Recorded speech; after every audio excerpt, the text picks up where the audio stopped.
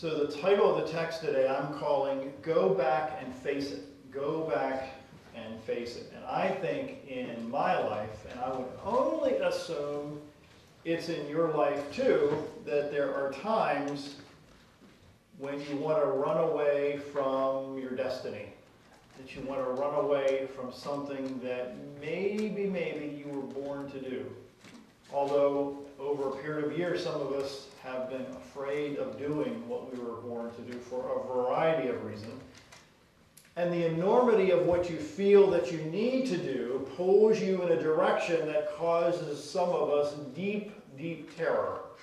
Have you ever felt like that you need to do something, or at least climb a mental mountain, or to attempt a certain sport, or attempt to take a certain class? And sometimes it's terrifying because you realize the enormity of what you're trying to accomplish. There was once a bad guy who had committed a crime, because that's what criminals do. They commit crimes. And anyway, he was sent to the king for his punishment. The king told him he had a choice of two punishments. He could be hung by a rope or take what's behind the big, dark, scary iron door. So the criminal quickly decided on the rope. As the noose was being slipped on him, he turned to the king and asked, "By the way, out of curiosity, what's behind that door?" The king laughed and he said, "It's funny. I offer everyone the same exact choice, and nearly everyone picks the rope. So," said the criminal, "tell me what's behind the door."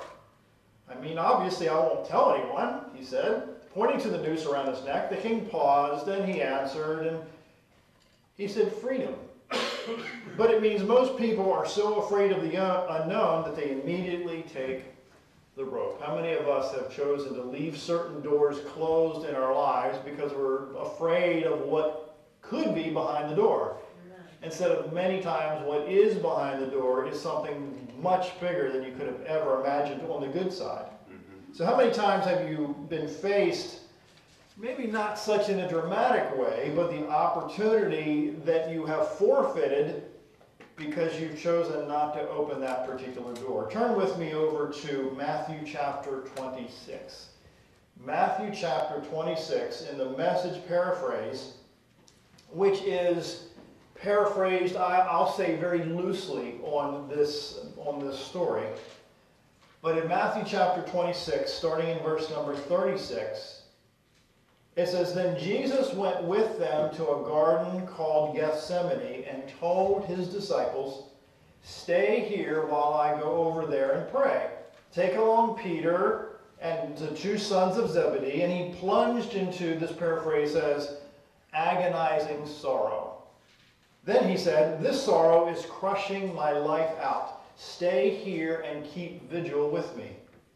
Going on a little ahead, he fell on his face, praying, 'My Father, if there is any way, get me out of this, but please, not what I want.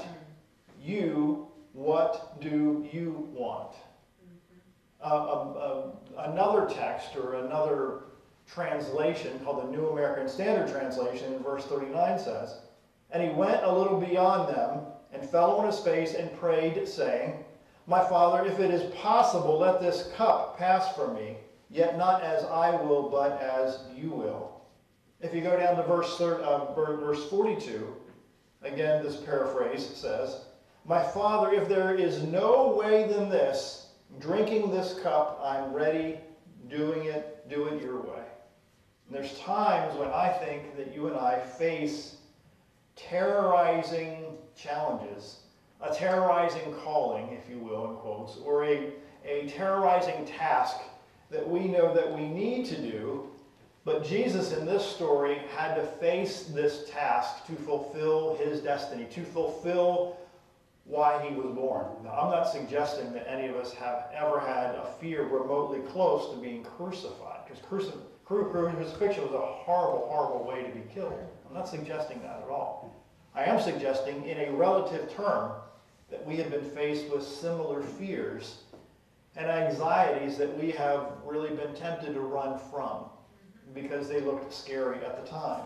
These days there are many excuses that people use to run from what they're supposed to do. Let me just share two of them. The first one is, it's too late for me.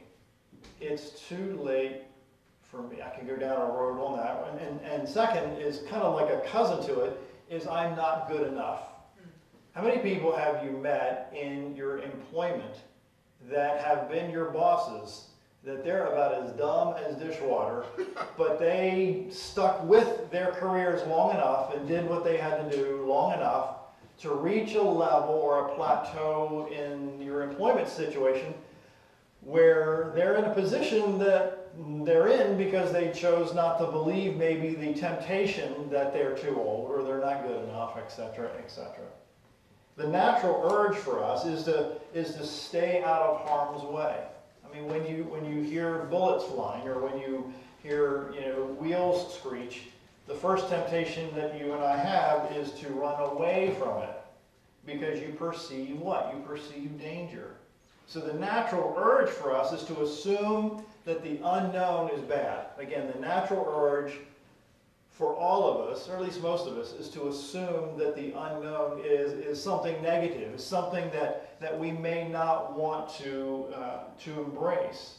So imagine growing up in an environment when your family has ruled an area of thousands of miles for at least hundreds of years, maybe more than hundreds of years. Then imagine one day you felt the need to free these people in your family that were in slavery.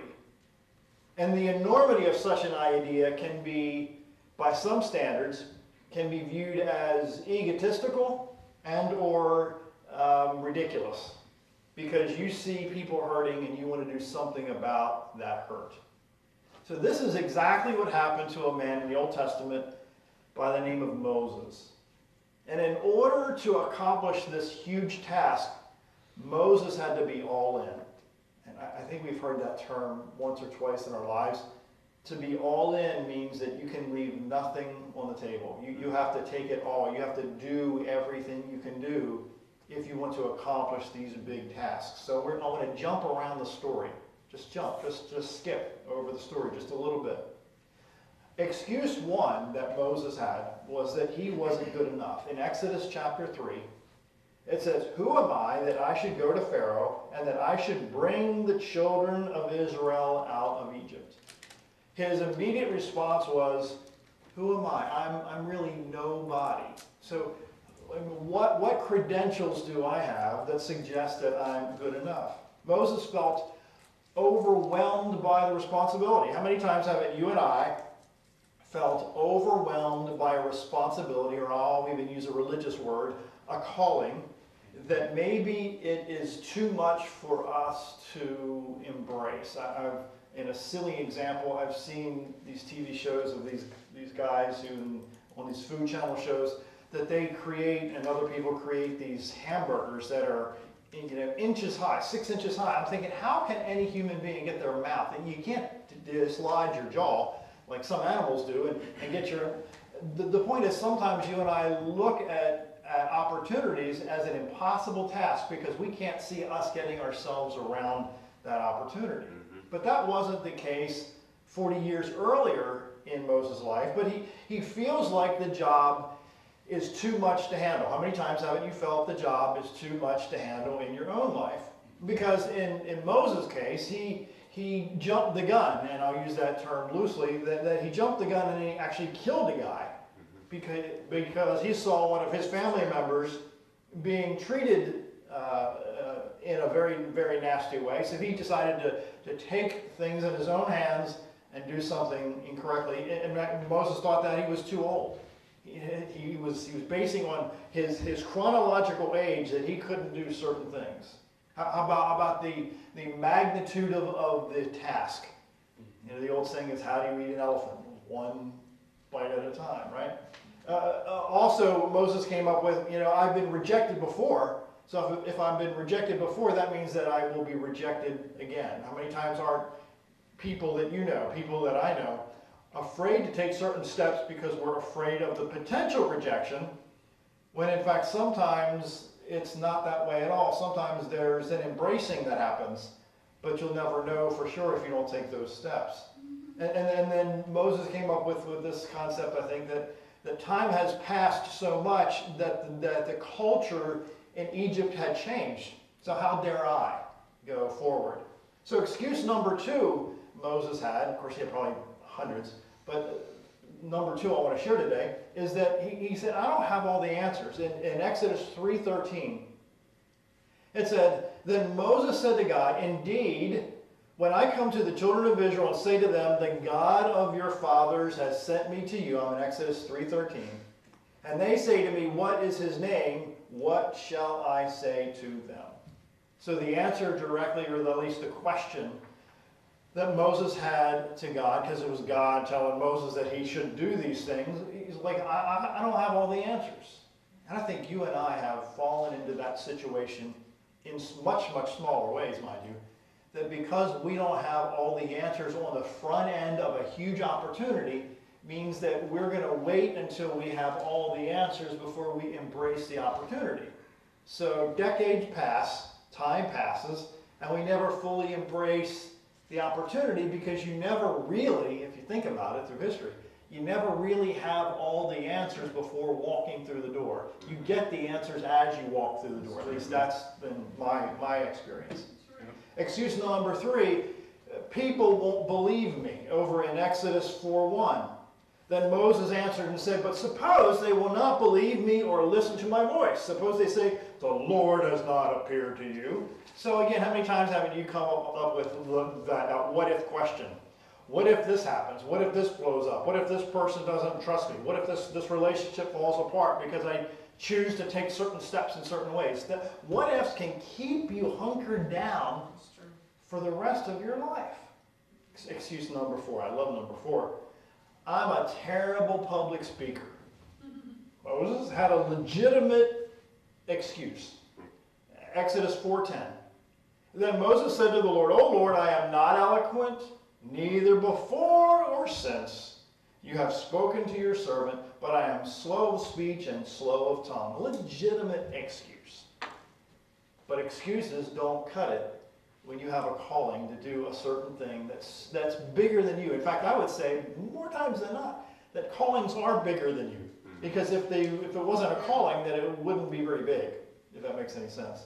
Number 5, excuse me, number 5, he says in Exodus 4:13, he says, I'm not qualified.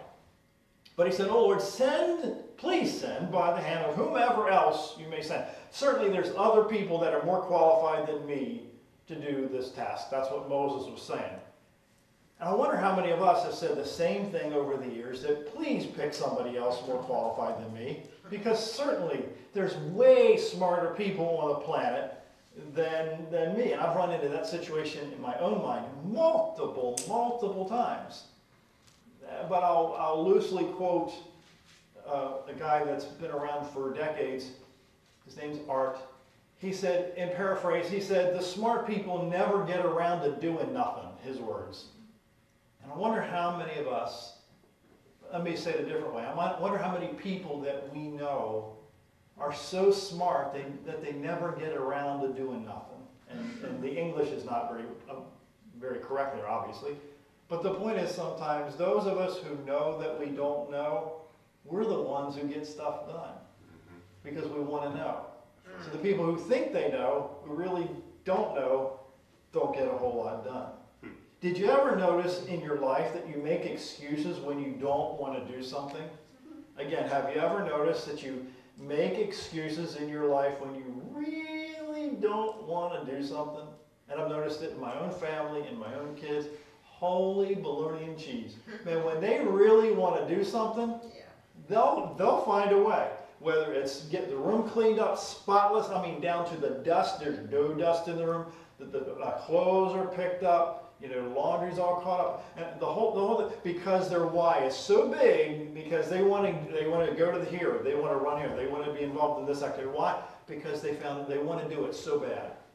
So I suggest, at least in my world, that if you want to do something bad enough, you tend to find a way to do it. If not, you find an excuse why you don't want to do it. a guy named Tyler writes, little 11-year-old James had a big, very, very impractical idea. He was going to graduate from high school, but before he dismissed what would seem a pretty average accomplishment for most kids, James lived in a rural, war-torn Uganda. He lost his entire family to disease by the time he was 6 years old and was raised by his poor grandmother who didn't earn enough for the $130 quarter tuition. A high school diploma was not in the cards for James, and you could hardly blame him if he saw his goal was impossible and gave up to go to work in the fields. But he didn't. You see, instead, he and his grandmother devised a crazy plan that would secure the financing he needed to finish school. All he needed to start was a goat to sell. His grandmother was able to sell one of hers, and with the proceeds, James was able to buy shoes, a change of clothes, and a ticket for an 8-hour bus ride to the capital where he'd stay with his aunt. That's where the plan gets really interesting. To get the money necessary for school, he needed to sneak into the president's compound and ask for help. He'd have to scale a barbed wire fence and get past the armed security guards, but once inside, he learned he'd be greeted warmly and given money for tuition. So that's exactly what he did. To everyone's amazement, it worked. So today, at age 32, James has 2 master's degrees and a great job. Making excuses, Tyler writes, and giving up what would have been easy, the hurdles between 11-year-old James and James of today were immense. But something deep inside him compelled him to take responsibility for his life and do whatever it took to realize his goal. So at age 11, James had mastered his psychology and brought his dreams to life. His story is heroic, but it's also well explained by science. Regardless your situation in life, there's a direct link, listen, between the excuses you make for yourself and how much success you achieve. Moses had a list of excuses, and I would say legitimate excuses, because of the fact of the task that he had to undertake. Tyler goes on to write, if you have big plans for yourself, but you see immense hurdles in front of you, you'll need to learn to be like James. The old saying is, where there's a will, there's a way. If you really want to do something bad enough, you will find a way. So God anointed or chose Aaron, if you will, to go with Moses in this story in Exodus, to help be the spokesman. But still, it was not very easy. And the story goes on and on about the 10 plagues and all this stuff. So a whole lot of stuff happened in between, right? So the message and the methods that God has chosen to use through the centuries, I don't think I'll ever get my head around it completely. Because in my little finite brain, it doesn't make sense all the time. But yet the end result, if you look at the end of the story, you see now why certain things happened in a certain order that you would not have probably chosen. So eventually, and with great reluctance, Moses took a role of the one that would lead the slaves out of Egypt. I would say, and I would even guess, that the people that really don't want to lead tend to be the more productive people on the planet, because they're not in it for the ego, they're not in it for the title. And when you have to be talked into something, and then once you embrace the something, man, there's nothing that can stop you. But oftentimes we need to sometimes we, as in some people, some of us need to be talked into something for quite a number of years. Oftentimes, listen,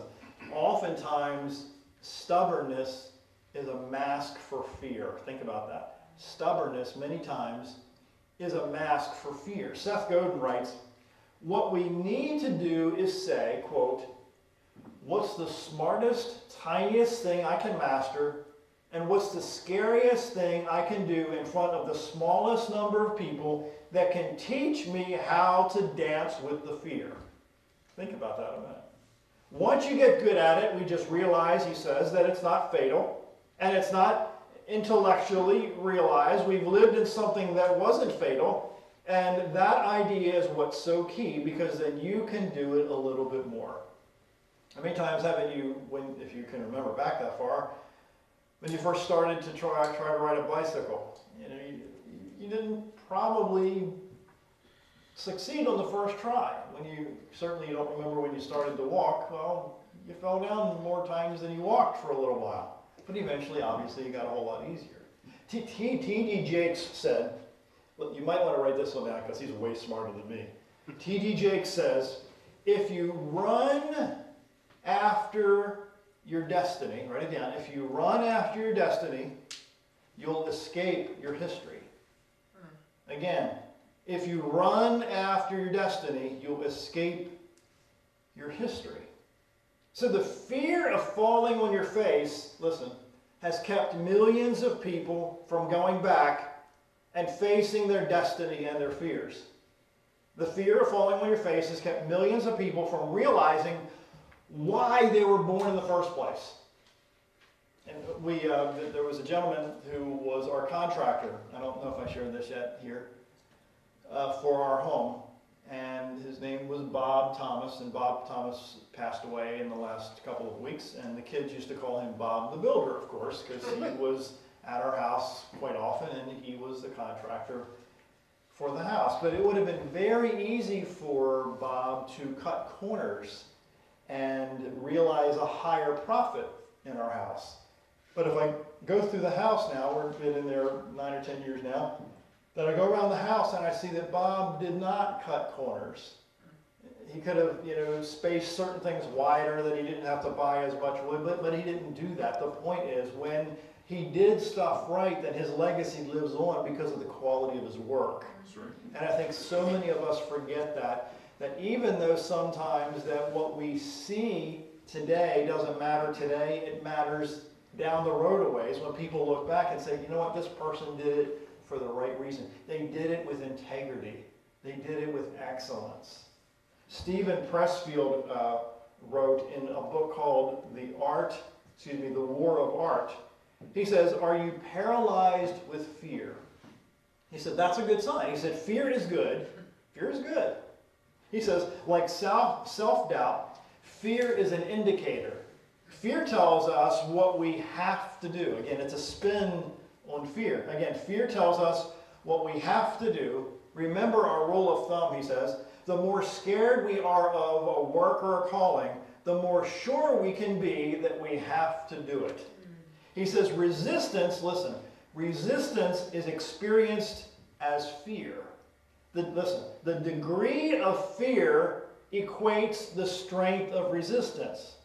So the more fearful you are, the more resistant you are to doing the things that you are afraid of doing. I could share several examples there. He says, therefore, the more we feel about a specific enterprise, the more certain we can be that that enterprise is important to us and to the growth of our soul. These are his words. So the thing that you're most fearful of, for some of us, is something that we may need to embrace. I'll get to that in just a second. Tina Essmaker writes, when you're thinking about doing something and it feels scary, when it feels like this big lion is waiting at the finish line and he's roaring and he's ferocious and he's going to tear you apart, she says, you should run toward the lion anyway. I read online that there's a brown bear that is within about a half an hour of our house now, maybe 40 minutes of our house. And 40 minutes, half an hour to a bear, they can do that overnight. So that they can be here. So I reminded Tammy, I says, if you're home and you're out on a walk, you see the bear, you don't run from the bear. You stand up against the bear. You make a bunch of noise. You put your arms up. You make yourself bigger than the bear. Because when you run from the fear, when you run from the animal, what happens with animals? They then start to chase. They start to attack. So I wonder how many times in your own life, in my life, when we've run from the fear, the item that we're afraid of seems to get bigger and stronger because it sees that you're afraid of what you're trying to accomplish. There's a term that you and I have heard. It's called skin in the game.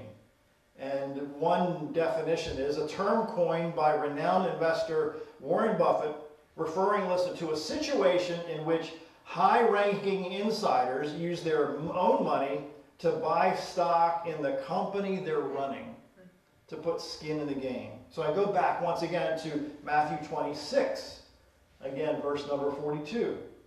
He went away a second time, this is talking about Jesus, went away a second time and prayed, saying, "My Father, if this cannot pass away unless I drink it, your will be done." Verse 43. Again, he came and found them sleeping. His followers, his chums, his buddies, his disciples, found them sleeping, for their eyes were heavy. And he left them again and went away and prayed a third time, saying the same thing once more. Verse 45. Then he came to the disciples and said to them, "Are you still sleeping and resting? Behold, the hour is at hand, and the Son of Man is being betrayed into the hands of sinners. Get up, let us be going. Behold, the one who betrays me is at hand," which we're talking now about Judas. I can only share this from my point of view, but nobody knows your journey like you know your journey. As much as you try to explain it, even the closest people to you don't know your journey. They don't know your fight.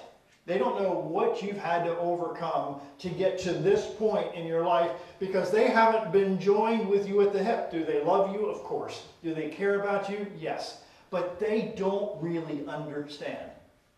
The disciples, they walked with Jesus. They hung around Jesus. They were his twin, in quotes, for several years, for a few years.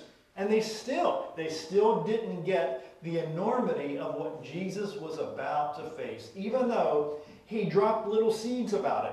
He dropped little hints about it, but some of us, maybe we would have been the same way. I don't know. Some things we just don't catch because, listen, we're not walking in the shoes of the people to whom they're dropping the seeds. You understand what I'm saying here? So there's a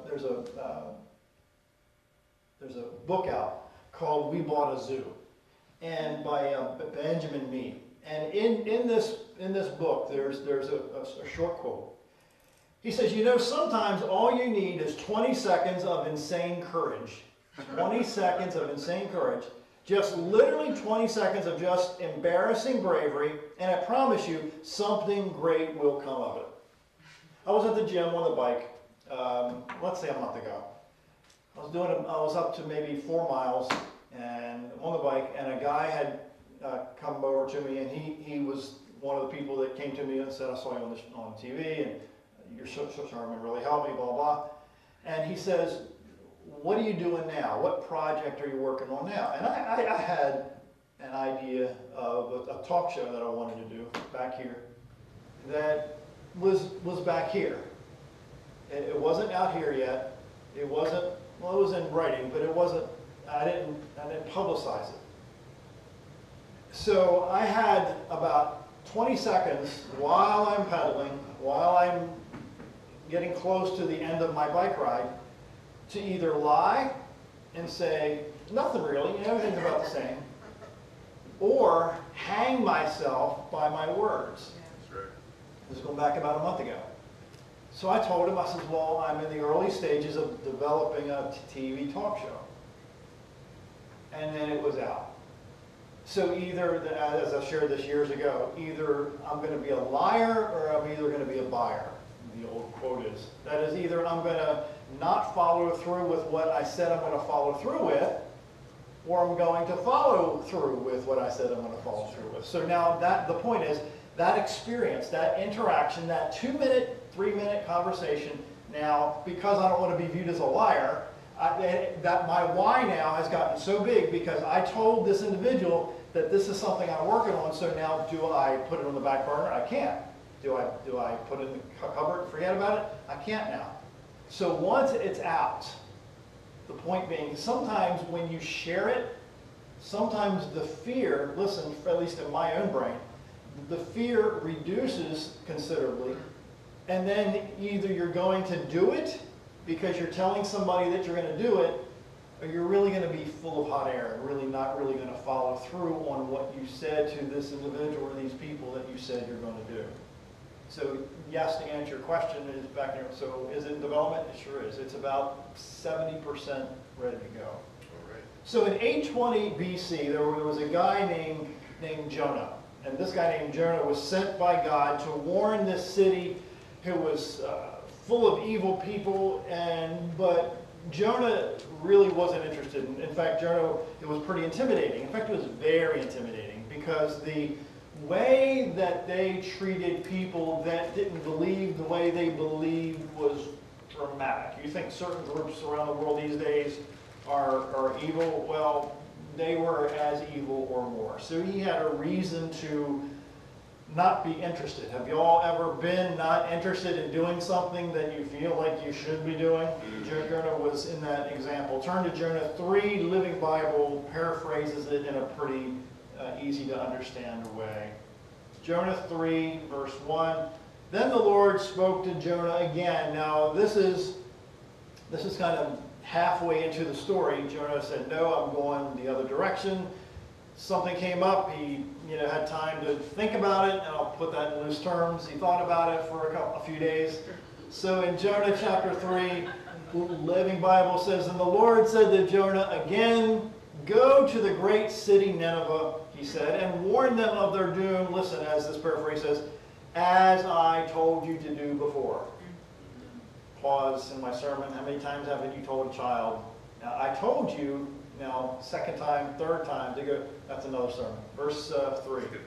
But listen, now, verse 3, so Jonah obeyed and went to Nineveh. He had a 3-day time out, we'll say. Now Nineveh was a very large city and many villages around it, so large it would take 3 days to walk through it. Verse 4. But the very first day when Jonah entered the city and began to preach, listen, let me repeat this and slow it down to half speed. Verse 4. But the very first day that Jonah entered the city and began to preach, the people repented. The very first day. You with me? Jonah shouted to the crowds and gathered around him, 40 days from now Nineveh will be destroyed. And they believed him and declared a fast from the king on down. And everyone put on sackcloth of that time. They did that. And the rough, coarse garments worn in time of mourning. Verse 6. For when the king of Nineveh heard what Jonah was saying, listen, he stepped down from his throne.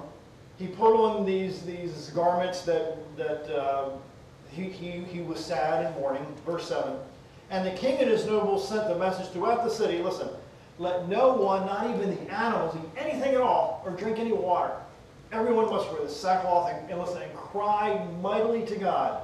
Everyone turn from their evil ways, from his violence and robbing. So the long and short of the story is that what if Jonah would have gone immediately and done what he was supposed to do the first time, knowing that God had prepared the hearts of the people and the minds of the people, that he didn't have to go through all this stuff, this arguing and this timeout stuff, because the way was made clear. The whole point is, oftentimes when I hate to use the religious term, but when we feel called to do something, don't you think that there's a purpose behind you being called? And the calling wouldn't have happened if there wasn't some sort of pre-preparation that went into the calling before you knew that it was a calling, if that makes any sense at all. Write this down. This is a quote from a guy much less famous than T.D. Jakes. His name is John Carver, okay? Way less. No, I don't even hold a candle to Bishop Jakes. But write this down. The volume of the sounds of your excuses,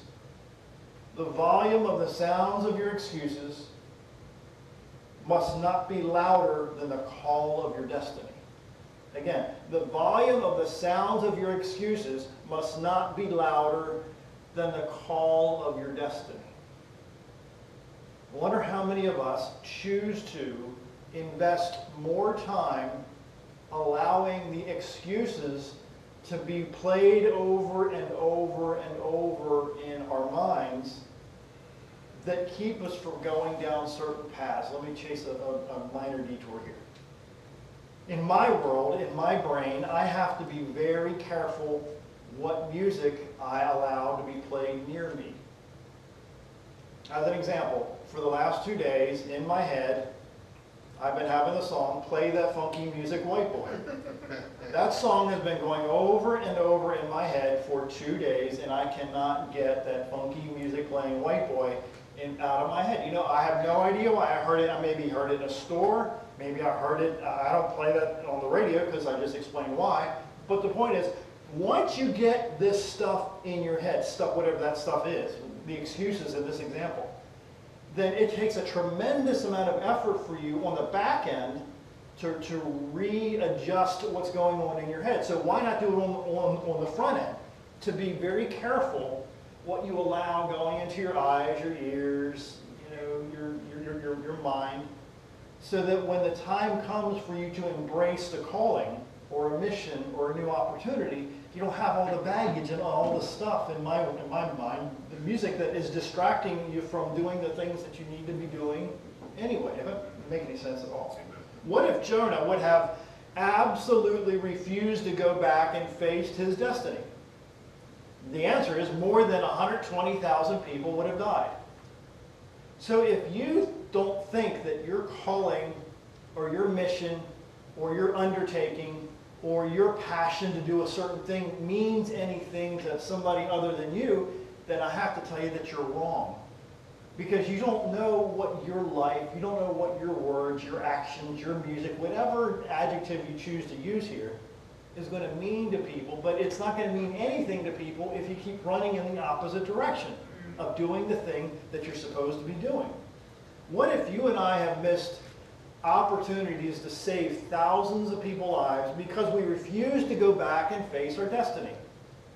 You know, I think, and again, this is just my own opinion here, but I think there's going to come a time in our lives that we're going to be held accountable for the people that we have chosen not to make a difference in their lives by default, by what we choose not to do daily, because we allow all the things I've shared so far, the fear, the intimidation, all that, to stop us, and the excuses to stop us from doing the things that we should be doing. But sometimes, as I've shared earlier, that we think we're not good enough, or we're not smart enough, or we don't have enough time, or we don't have enough money, or we don't have enough influence, whatever other excuse that you choose to come up with. Ralph Waldo Emerson wrote, "When a resolute young fellow steps up to the great bully, listen, the world, and takes him boldly by the beard, he is often surprised to find it comes off in his hand, and that it was only tied on to scare away the timid adventurers."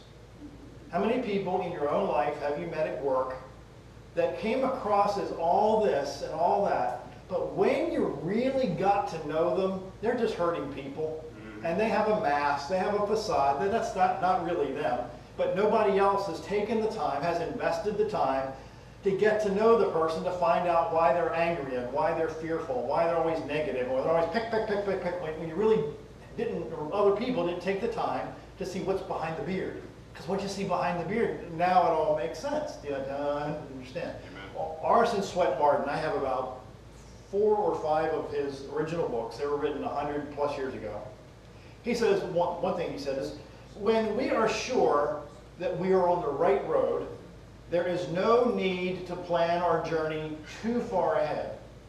No need to burden ourselves with doubts and fears as to the obstacles that may bar our progress. He ends with, we cannot take more than one step at a time. Because when you start borrowing what could be, and what twists and turns could be coming down the road, or what difficulties you might face, then that list is now longer. If you dwell on it too much, that's going to stop you from even getting started, because you come up with this list of what could be's. Turn over, if you will, over to James chapter 2. James chapter 2, I think, makes it, relatively clear. James 2, starting in verse 14, says, "What good is it, my brothers, if someone says he has faith but does not have works? Can that faith save him?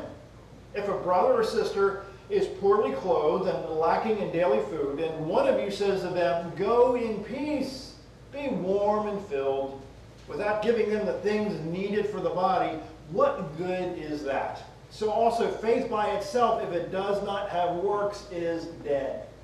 Oh, I want to share an example, but it might be so crude. I don't want to do that.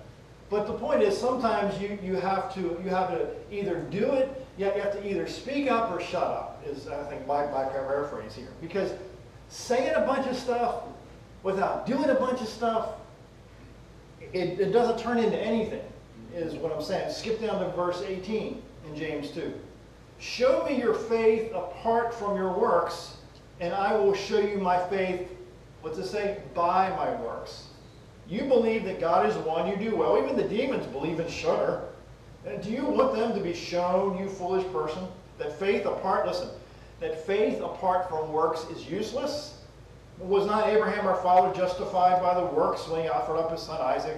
And then it goes down through the list. So if you skip down, for as body apart from the spirit is dead, so also is faith apart from works is dead. So the point is, at least in my mind, that you can talk about stuff all day long, that I want to do this, and I want to accomplish this, I want to change the world, or I want to accomplish certain things at work, or in my education, or in the family. But when you just talk about it, instead of taking the steps, consistent steps to do it, then nothing really changes at all.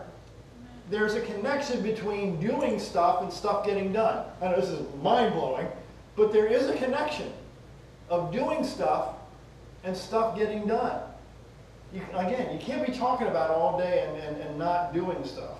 Harvey Kay shares a story. He says, I've always been a guy raised in the city, and he says, I can't even coax a weed to grow. But I discovered a national treasure practically in my own backyard, which made me wish my thumbs were greener. Donna Fran's greatest skill is not really the organic farming that has dominated her life for the last 16 years, but at age 81, she's not about to stop learning and doing things. You read that right, age 81. Donna and her husband Leon started a seasonal farmer's market that eventually grew year-round to a florist and a gift shop that they've operated for 21 years. So at age 65, when most folks are seriously contemplating retirement, they moved to the farm, her 25 acres of gold. As long as she can physically work the farm and her mind stays sharp, there is no desire to retire. The soil around this place in Minnesota is rich and black and perfect for my lifelong dream to grow and share these fabulous vegetables with people, she says. The produce is picked daily and washed and brought in the lower level, and she goes on to describe it. The point is, she shared about her work ethic, that she could have talked all day about wanting to do this, but then even at age 81, she says, I'm going to do what I feel that I need to do for my calling. So there's a tendency, I think, for you and I to put off stuff, and then you look back and you're still putting off stuff now 20, 30, 40, 50 years later, if you're older than 50, you keep putting stuff off. So there's a tendency for your bad memories to be blown up. Have you ever told the story about some problems that you've had years ago, and you've noticed that those problems got really big as the years went by? That fish story got bigger, or that, oh man, I used to walk to school in the snow uphill both ways. I mean that's a crazy example, but as time goes on, unless you deal with these issues earlier than later, they do get bigger. So you got to be careful. That A.W. Tozer writes, the devil wants you to live in a state of discouraged chagrin and remorse. A.W. Tozer, a great author that lived a long time ago. He said, remember, the Bible does not teach that if a man falls down, he can never rise again. The fact that he falls, listen, is not the most important thing, but rather that he is forgiven and allows God to lift him up. So many times we keep looking back and referring to our mistakes. There's times I go down the road and I find myself shaking my head because I'm thinking about stupid stuff I did 30 years ago, 35 years ago. Stupid. Why am I still thinking about stupid stuff that I've done 35 years ago? Shouldn't that be like done? Shouldn't I be over it? Shouldn't you be over that stuff? So one of the biggest lies you can believe is it's too late for me. I mean, all of us have said it at some point, no matter what your age, it's too late for me. It's not too late for it. Well, it is too late for you if you're not breathing anymore, then it's too late. But if you're still breathing, then it's not too late. Simon says, a guy named Simon writes, unsuccessful people, listen, I love this because I was there for so many years. Unsuccessful people in life are mood, M-O-O-D, dominated. Unsuccessful people are mood dominated. In other words, I don't feel like working today. That's why I said earlier, for years here, that you got to have a to-do list. If you don't have a to-do list that gets you going in your day, you write it the night before, so for those who haven't heard it, write it the night before so you get up in the morning with something to do. Whether it's work, whether it's after work, whatever it is, write it down. Again, that's another sermon. Turn to 1 Timothy chapter 4. 1 Timothy chapter 4. Timothy was a younger man, and I'm not even talking 20s. In that culture, if you were not 40 years old yet, you were not considered as somebody very wise. Okay? So according to my studies, Timothy wasn't 40 yet. 1 Timothy chapter 4, verse number 11, starting there, it says, this is Paul, the great teacher, Paul, was trying to give advice to the younger man, younger than 40 years old, Timothy. He says, prescribe and teach these things, now verse 12. Let no man look down on your youthfulness, but rather in speech, conduct, and love, and faith, and purity, show yourself an example of those who believe. Until I come again, give attention to the public reading of Scripture, to exhortation, to teaching, but he says, do not neglect the spiritual, listen, verse 14, do not neglect the spiritual gift within you, which was bestowed on you through prophetic utterance with the laying on of hands by the presbytery. Verse 15, take hands with these things, be absorbed in them, so that your progress will be evident to all. Now, if you just pick out these 2 verses or 3 verses here, to me it suggests that Timothy had to be proactive in developing the gifts or the callings that he was given. When you and I choose not to develop the callings and gifts that we were born with or that we've been developed into over a period of time, something happens. It's called apathy. It's called when you start when you start depleting the strength that you've had because you. In fact, I was sick for I don't know a few days, a month or 2 ago, and I was out of the gym for like 4 days, just 4 or 5 days. And man, going back to the gym after 4 or 5 days, you can really, at least for me, I could really tell just those few. Now I had to work back up. It was ridiculously frustrating because those 4 or 5 days. The point is, Paul is telling Timothy here that when you neglect your gift, something happens. Something that is good is not good is going to happen. That is, you're going to start falling and getting weaker. Because Timothy must have been stumbling over, if you will, his lack of experience or his age or any combination thereof. Paul again was reminding Timothy that it was up to him. Verse 14, don't neglect the spiritual gift within you. And he goes on to say how he got it. Verse 15, take pains with these things, be absorbed in them, it says, so that your progress will be evident to all. So some of us have said, well, I can't evolve, I can't get stronger, I can't get smarter because there are not enough people around me to help me get there. That's not what I'm reading here in this text. Paul is being very direct that it's up to Timothy to get better so that his progress, in quotes, will be evident to all. In fact, some of these people that Paul was talking to Timothy about was some of the people that Paul taught.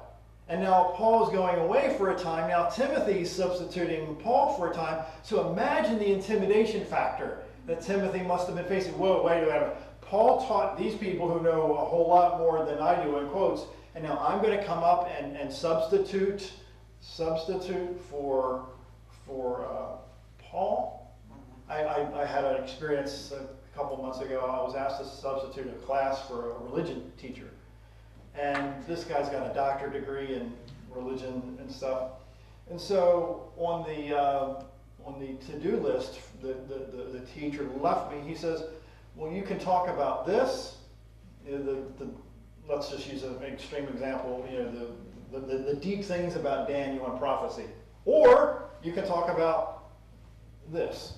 Well, I didn't know until I got into the classroom that he was going to ask me to do the deep things of Daniel prophecy. So what path did I choose to take? I took this path, which was something that I knew. Because I knew that if I would have started sharing and blabbing about stuff that I didn't prepare for, the point here is that Paul was encouraging Timothy to always be prepared. Always to keep better. Always to keep tweaking yourself and self-developing yourself. Over in 1 Timothy 1, verse 3 and 4, one paraphrase says, again, 1 Timothy 1, 3 and 4, as I urged you when I was going to Macedonia, remain in Ephesus, that you may charge certain persons not to teach any different doctrine, nor occupy themselves with myths and endless genealogies, which promote speculations rather than the divine training that's in the faith. So there are people in your life and my life that are investing in stuff and doing things and spending time on stuff that really don't matter. So 3 chapters later, we see Paul, I'll say it 4 or 5 times, that Paul was telling Timothy, this is what you need to focus on. Focus on developing yourself and getting better so that you can be viewed as doing well by all. Again, as you know, I look for examples all the time about how to reaffirm in a different frame the theme that I'm sharing. So I read a story about Steve Harvey. Steve Harvey, TV talk show host, entertainer, comedian, making millions upon millions and millions of dollars. But the story shares, Steve Harvey recalled a very painful experience of becoming homeless following his first divorce while he was pursuing a career in comedy. Harvey was living out of his car at the time and making $50 a week. All I knew that I could make people laugh, he told this magazine. Harvey shared, the moment he hit rock bottom, he says, quote, I sat down and started crying, but a voice said, if you keep going, listen, I'm going to take you places you've never been. He said, it was like God said, don't quit, you're almost there.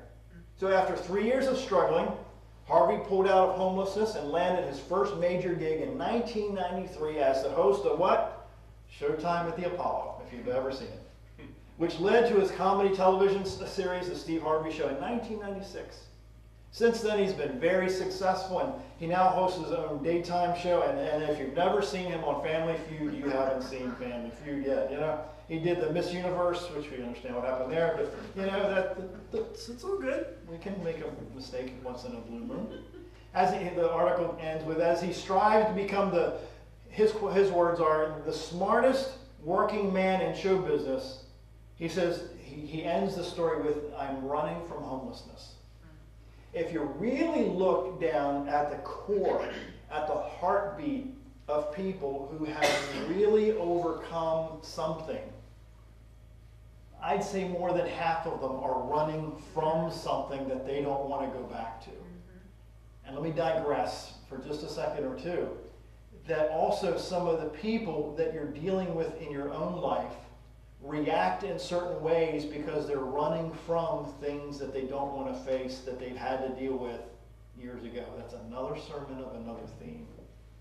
In one interview, Steve Harvey says, in quotes, I'm almost done, I've lost it all twice and I've had to start over. I had to struggle through 2 marriages before finding this one. He said his words, I didn't have nothing. He says, in every single moment of adversity in your life, he says 2 things are going to happen. There's going to be a lesson and there's going to be a blessing. If you let the adversary crumble you, he says, you will lay there and wallow in the failure, but life is 10% what happened and 90% what you're going to do about it. What are you going to do about it? Christina Rossetti writes, can anything be sadder than work left unfinished? Yes. work never begun. That's even sadder.